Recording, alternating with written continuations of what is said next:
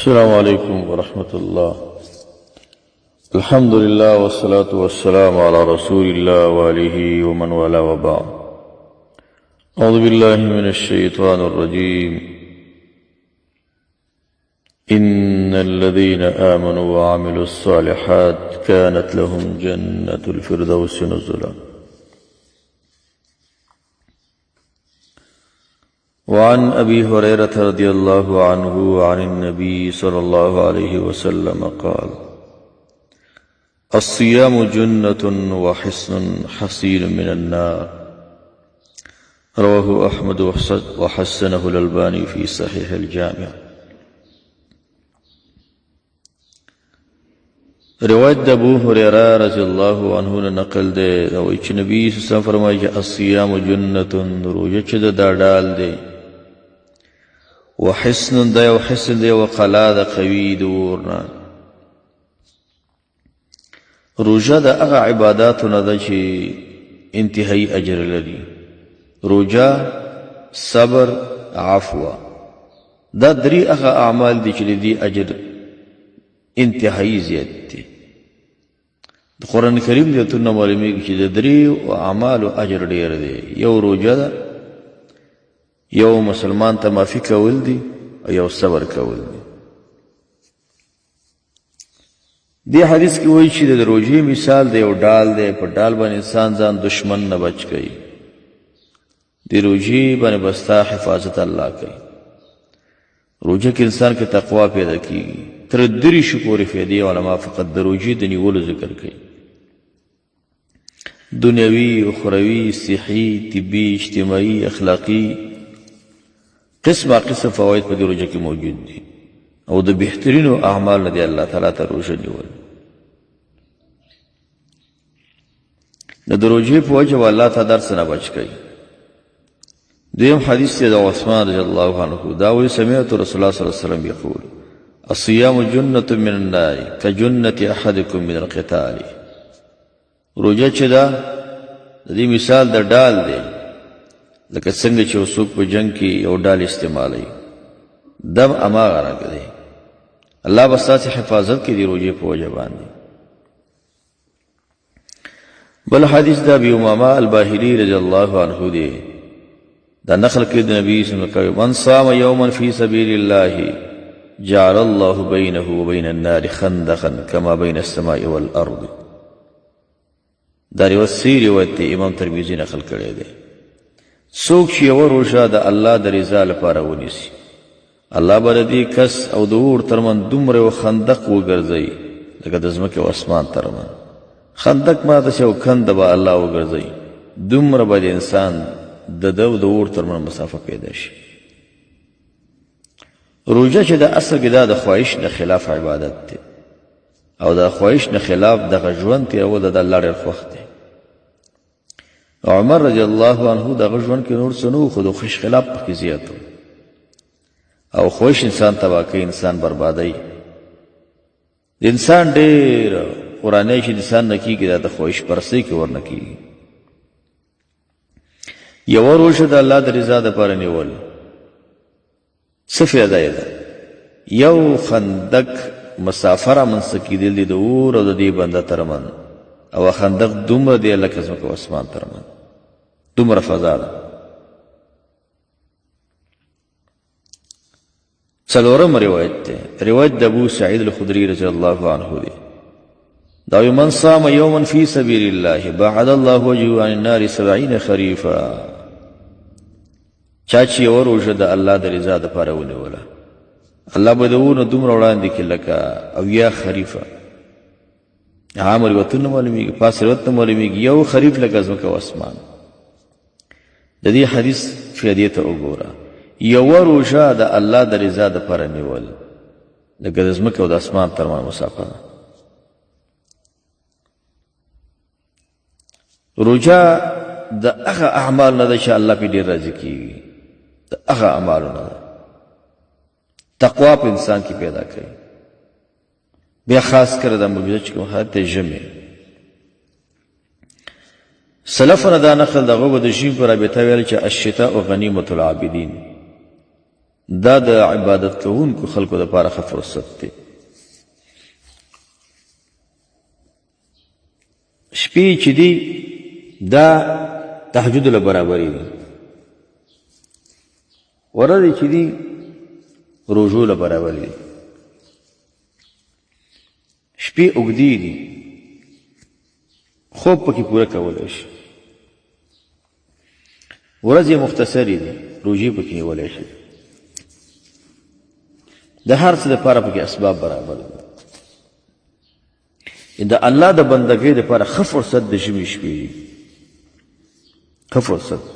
انسان د اوقات خراب نشي او د اوقاتو لحاظ کوي، نو ژمي د الله د بندګۍ دپاره ښه فرصت دی. خو هغه چا دپاره الله د بندګۍ فرصت نه ورکوي چې هغه د ورځې ګناهونه کوي. چې د ورځې ګناهونه کوي بیا د بندګۍ فرصت نه وي. د ورځې به ګناه نه کوي، د ورځې به لږه قیلوله کوي، ځان به برابروي، خوراکونه به کم کوي، څښاکونه به کم کوي. د خلکو سره به اختلاط مجلسونه دا کمیږي، ځکه د ګناه په وجه تا نه د بندګۍ توفیق اخیستل کېږي. تر ټولو غټ نعمت توفیق د الله دی چې تا سره وي. د الله توفیق چې در سره وي په ټولو نیکیو کې به ستا برخه وي.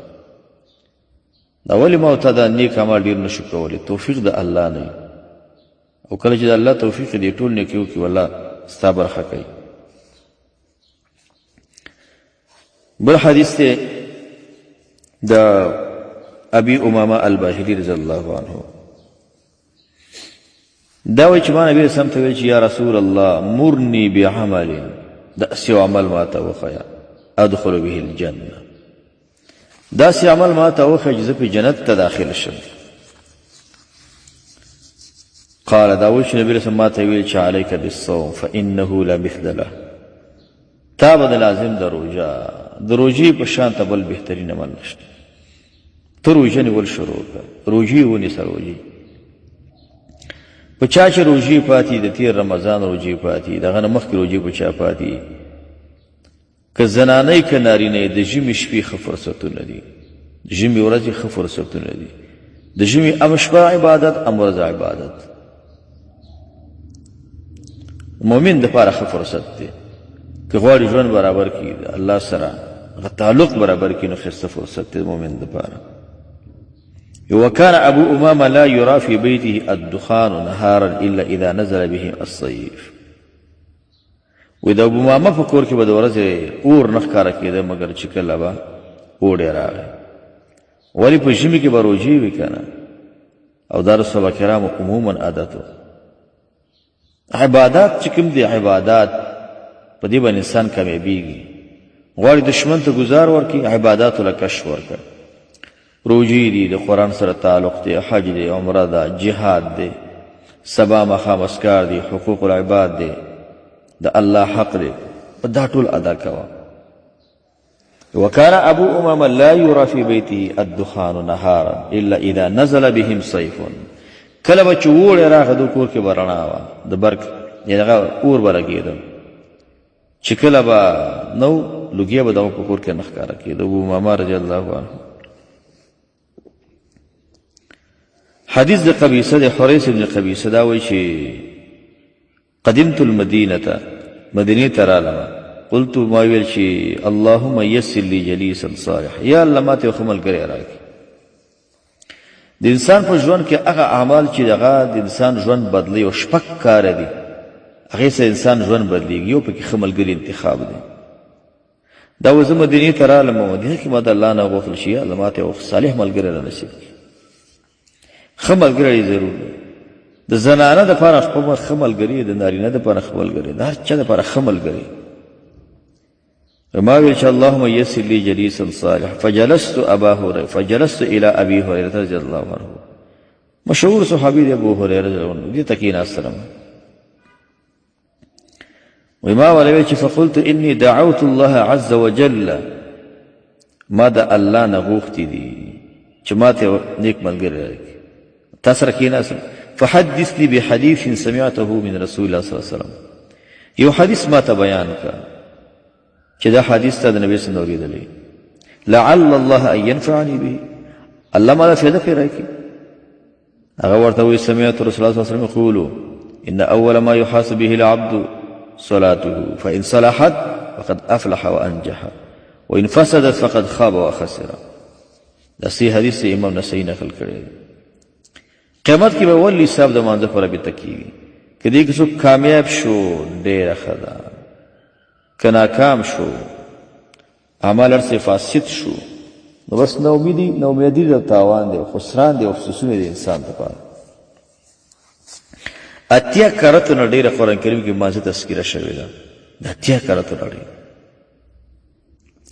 کم ذکر چې د مانځه تذکیره شوې هلته قرآن کې اوس د رزق تذکیره هم شوې ده. سورة قریش کې الله نو فلیعبدوا رب هذا البيت الذي اطعمهم من جوع. د دې کور د مالک بندګي وکړي. کوم رب؟ الذي اطعمهم من جوع چې خوراک درکړی د ولګې نه. سورة الذاريات کې الله وما خلقت الجن والانس الا ليعبدون ما اريد منهم من رزق. الله وایي چې ما دې پیدا کړی انس او جن مستوي زه نه غواړم دونه رزق. بذکر الله وی وامر اهلک بالصلاه واصطبر عليها لا نسالك رزقا. امر کو خپل اهل ته مان زبانه مونږ ته رزق نه غواړو ځان ته رزق مو ورکو مونږه ته درکو. د الله د بندګۍ سره رزق ترلې دی. ته د الله بندګۍ کوا او بندګۍ کې بیا منځونه فرایضم کوا تهجدم کوا نوافلم کوا اشراقم کوا څاختم کوا دوحام کوا څومره منځونه د ما پرېږده عبادت کوا.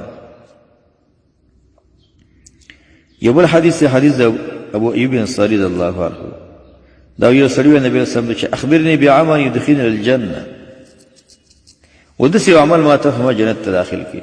نبی صلی الله علیه وسلم چې تعبد الله لا تشرك به شيئا وتقيم الصلاه وتؤتي الزكاه وتصل الرحم. بخاری مسلم روایت ده. د الله بندگی کوه شرک مکوا منځونه کوه زکات ورکوه خپل ولی پالا. دې بهترین اعمال کې ذکر شو. ځکه درې اعمال چې دي کني تر نړیوال ګناهونه وي غفلت شرک تکبر. او دې حدیث کې ذکر دی لا تشركوا به شيئا تعبد الله لا تشركوا به شيئا. شرک د وجه نه په څو ګناهونه نور کېږي همدارنګه غفلت او همدارنګه تکبر. د بل حدیث دی اي شيء يوجب الجنه عليك بحسن الخلق وبذل الطعام. کوم شی جنت واجبوي؟